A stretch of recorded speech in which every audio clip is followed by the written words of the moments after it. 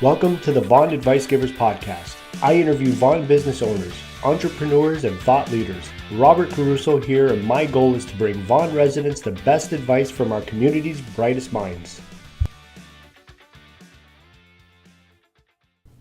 This podcast is brought to you by the value-driven approach to sell real estate, a practical guide to protect yourself from real estate greed and bank an extra $30,000 in profit by thinking like the great Warren Buffett. For a free copy of this book, visit www.getafreebookforcharity.com. That's getafreebook4charity.com. Today's episode is with Nick Ierfino from INA Professional Corporation. They are chartered professional accountants in the Woodbridge area. Accountants are generally known for helping people and businesses with tax returns and preparing financial statements. But Nick goes above and beyond the typical accountant. For example, he'll meet with his clients on a regular basis to find out what their needs and goals are, both business and personal, to ensure he's able to make recommendations that suit their needs. Nick genuinely cares about the client. Enjoy the interview. Welcome everyone to another edition of Vaughan Advice Givers podcast. I'm here with Nick Ierfino from INA Professional Corporation. Nick, are you with us? Yes, I am. Okay, great. Thank you for being here on the show. Thank you for having me, Robert. Oh, that's great. So before we talk about you professionally, in a few minutes, maybe you can give me a little bit of your backstory. Where did you grow up? What did you enjoy doing in your spare time? What did you do before becoming an accountant? Okay, I guess I was a bit of a vagabond. I was born in Italy. My dad moved to Canada, and we basically hooked up with him 4 years later in Prince Rupert, British Columbia. From Prince Rupert, we moved to Montreal, and then from Montreal, we moved to Toronto. And I guess I grew up, I did the Italian trek from college to St. Clair to North York, and that's where we finally set our roots. I grew up in North York, and then from there, I went to York University and started out with a firm, became a CA, and started out with a firm called Arthur Andersen. And with them, I traveled both here in Canada and internationally. I worked in Italy for a year. And along the way, I've had 4 beautiful children. And, I'm watching them grow. And I'm going to get my first grandchild in May. So that's going to be another event in my life, momentous event in my life. So I'm looking forward to that. So that's my life in a nutshell. Oh, congratulations on the grandchild coming soon. Thank you. Maybe give me a little bit of a story of why you chose this career. I guess it was a choice between law and accounting, and I've always loved numbers. And the one thing that I enjoy about accounting is I can get my hands dirty. I can get into a person's business and actually run the business and be, I think, a valuable asset to that corporation, help them run their company a lot better, and get more efficiently. And that's probably the reason I became an accountant. I went to business school. I loved accounting. I really enjoyed it. And then when I got out and with Arthur Andersen, I had the choice of going and staying in industry, but I don't know.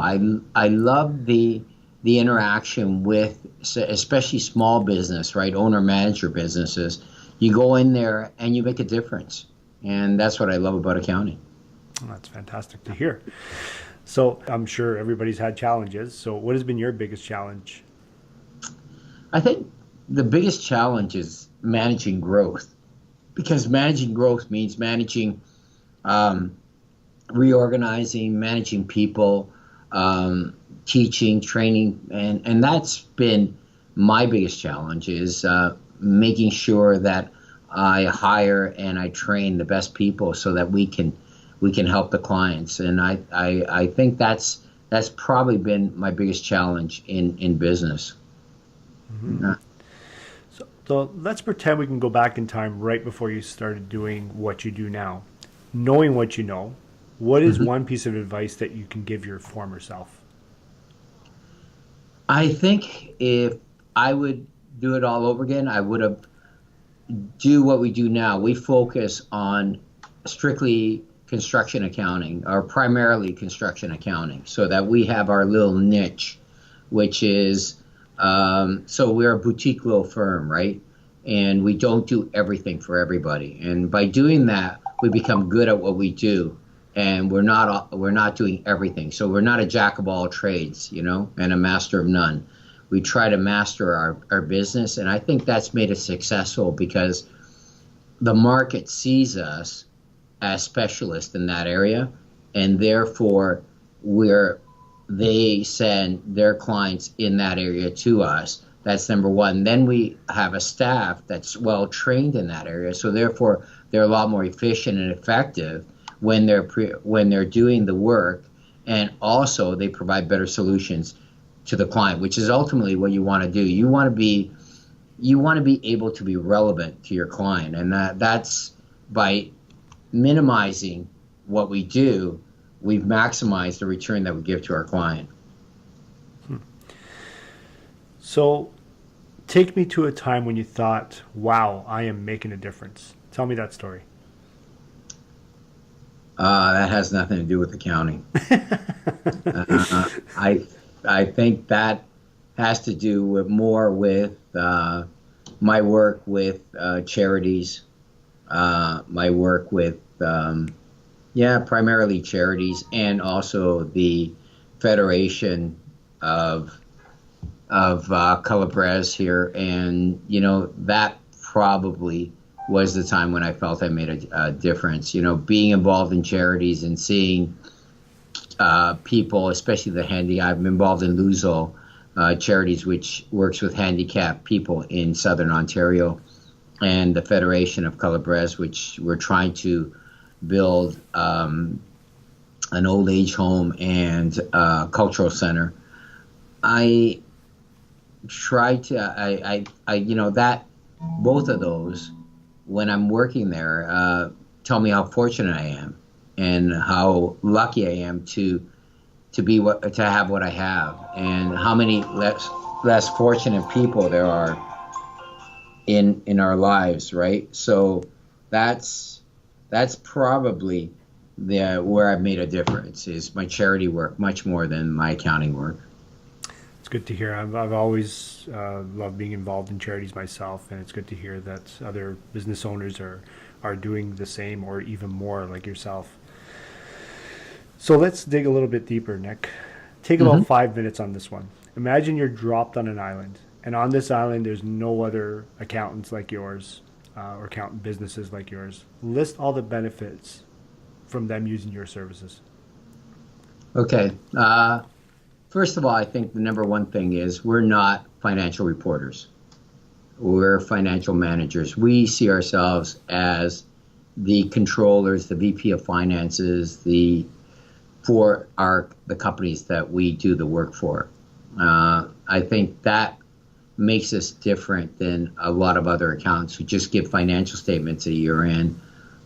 We don't give financial statements. We give a financial book with ratios in there, with advice, with a management letter, which basically tells them where they have problems.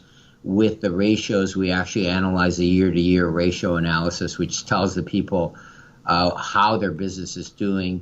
I meet with my clients periodically for lunch.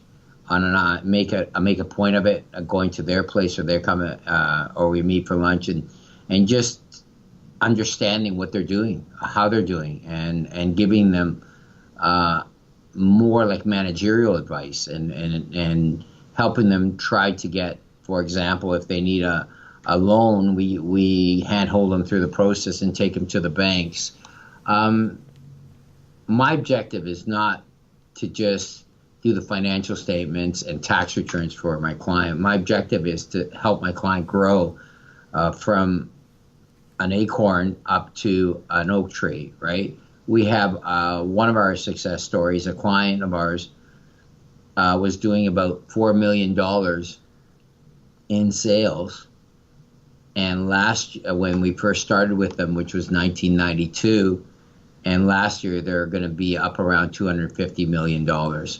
And I think we were relevant in helping them grow, especially at the beginning when they were in financial difficulty, we were instrumental in getting them new bonding, getting them helping them with their bank line, helping them hold off the dogs at bay that were coming at or that were at the door.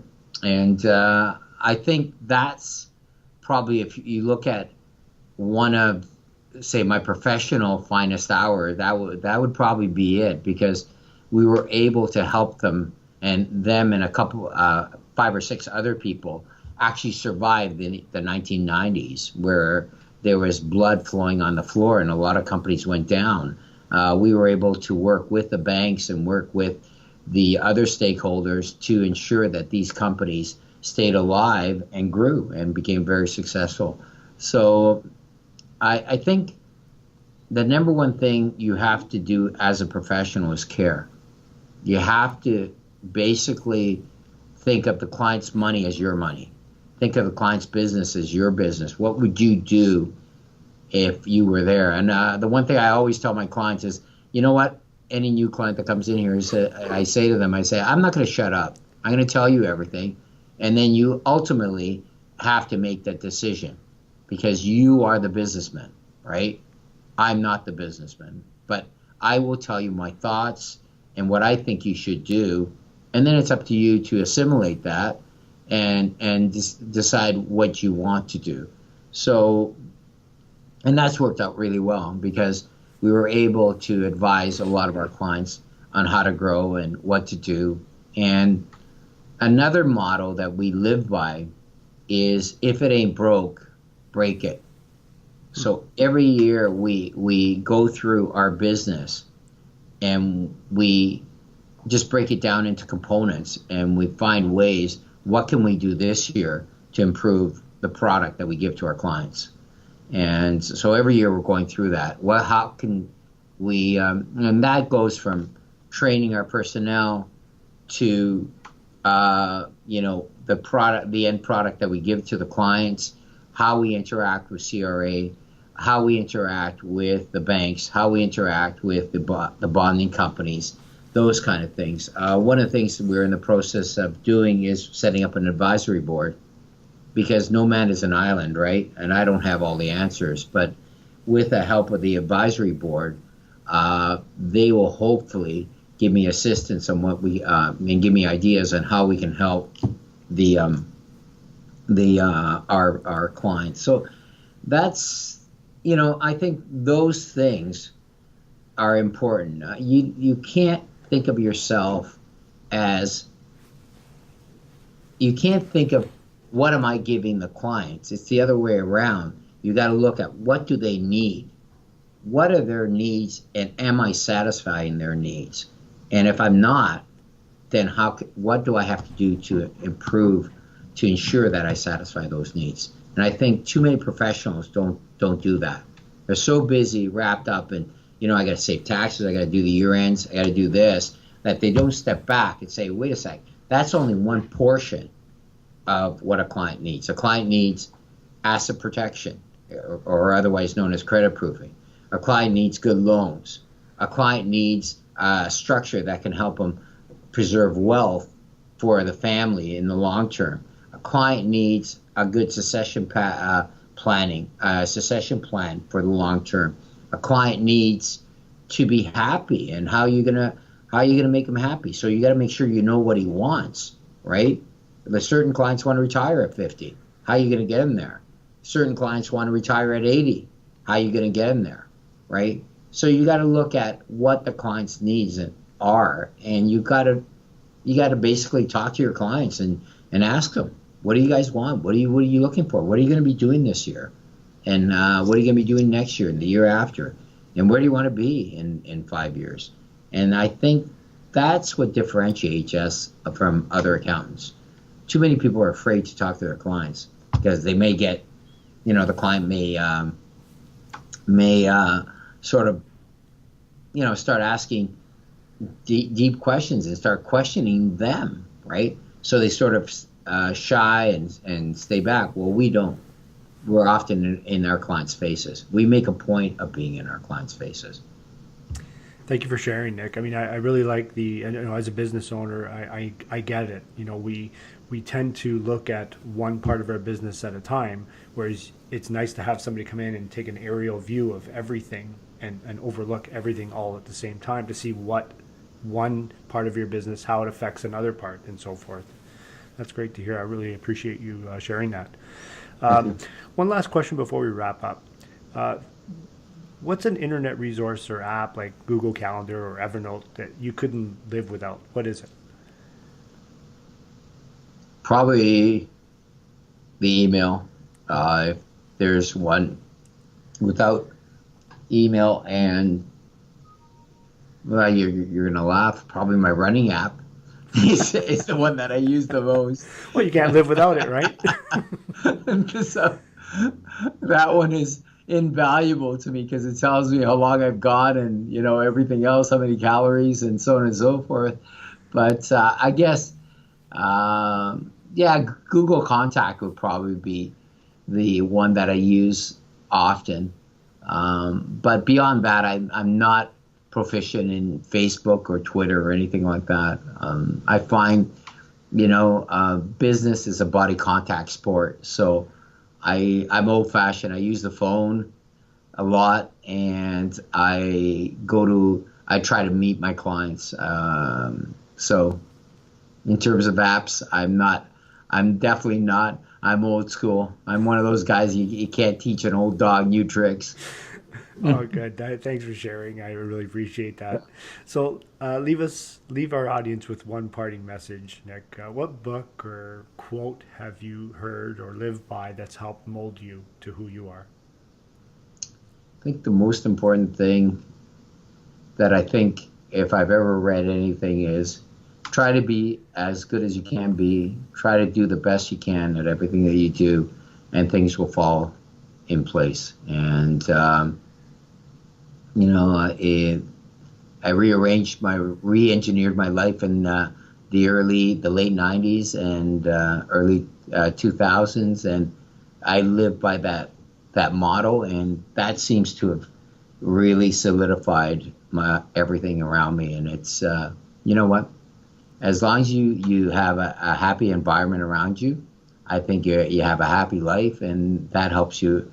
Yeah, that gives you success both on your personal life and in your professional life. So, Uh, I'm glad you shared that with us, and I want to thank you for joining us today, Nick. So, how would our listeners get a hold of you?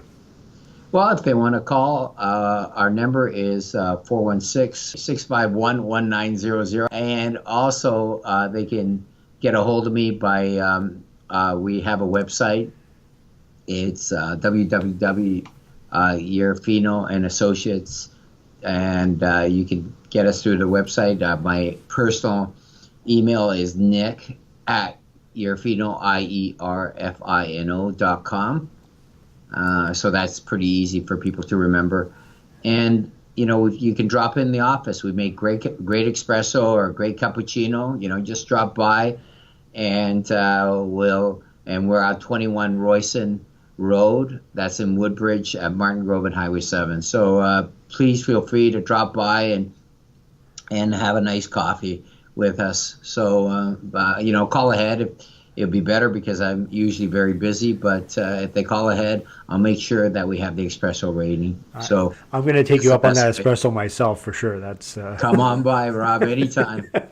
Be my pleasure. well, thank you for being on the show. We really appreciate your advice and knowledge that you've shared with us. And I'll have all the contact information in our show notes. So, again, I appreciate you coming on, Nick, and we will talk again. Thank you for having me, Rob. It's been a pleasure. It's been my pleasure. Thank you. All right. Thanks. Take care. Take care.